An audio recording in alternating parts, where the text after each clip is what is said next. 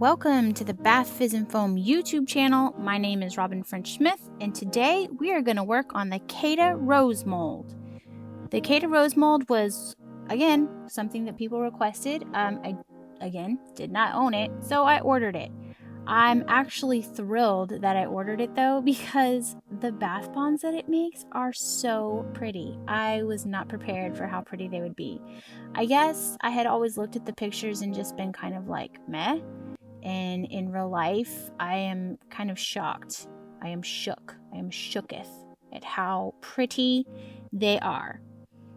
You will notice that my bath bombs, I chose to do them blue.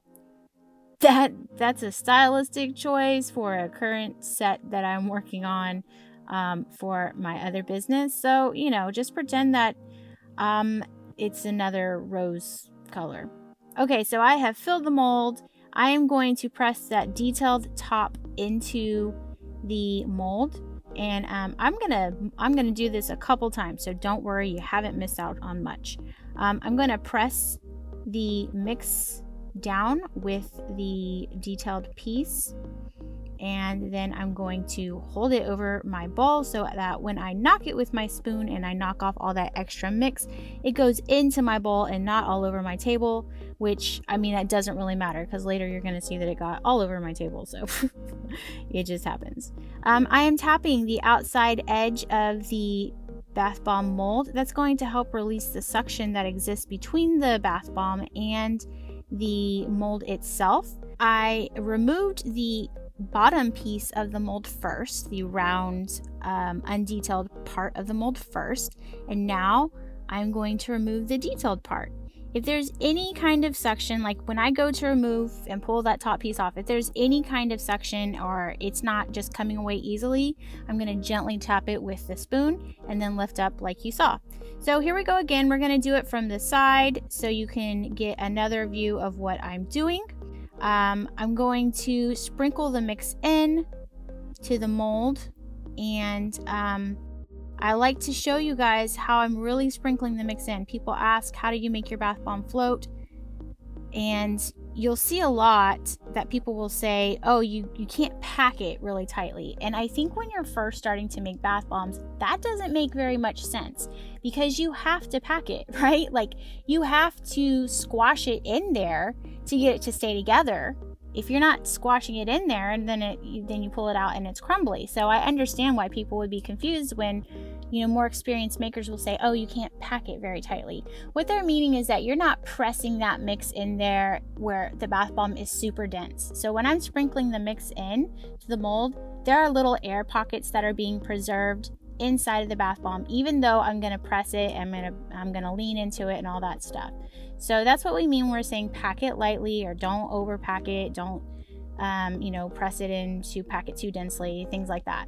So I put the top piece on again, shaking it off into the bowl to slightly contain the dust that gets everywhere. Like if you don't make a mess when you're making bath bombs, I don't trust you. I just don't trust you because it's messy. And then pressing on it a couple times, I was turning the mold to make sure I'm kind of pressing evenly all the way around. And then I'm going to unmold once again over my bowl. Get yourself a good whacking spoon. I've had a couple different, whacking spoons. You want something that has enough weight so that when you're smacking on that mold, it's actually really helping to release. And you can see that Saturn ring there is pretty thick. That's because I have embeds in this mold. I believe this is the 2-inch Cada mold. Oh, I'm showing you guys, I am unmolding the bottom first because I want that smooth side to be available to me so I can use that plastic mold to put it in there, and that will allow it to dry with that round bottom by using those clear plastic molds as a drying base. That allows me to preserve the round bottoms of my bath bomb, and that's important. That's important to some makers. It's not maybe that important to me, but the round ones do tend to roll all over the place, so it's also useful for that. So here we go again. I'm going to fill the bottom side of the mold. I'm going to loosely fill it. I'm not packing it in there too terribly much. I am using some embeds to help boost the color The bath bomb itself is a very pale blue color, which was intentional, but I wanted there to be more color payout in the water. So that is why I included a couple of little embeds in there. This size, I believe, I'll have to double check, but I believe it was the 2-inch Cada Rose Mold. And it was just a little bit smaller than I expected it to be, but that's fine. The bath bombs still weigh, I want to say 4.5 ounces. Without me weighing the embed, so probably around 4.5 ounces though. I mean, that's a fairly good size. In the tub test, it lasted 6 or 7 minutes, which is excellent, so I'm very happy with them. No complaints on my part. Me fiddling with it right there is because it's on my scale and I'm trying to get it to a specific weight.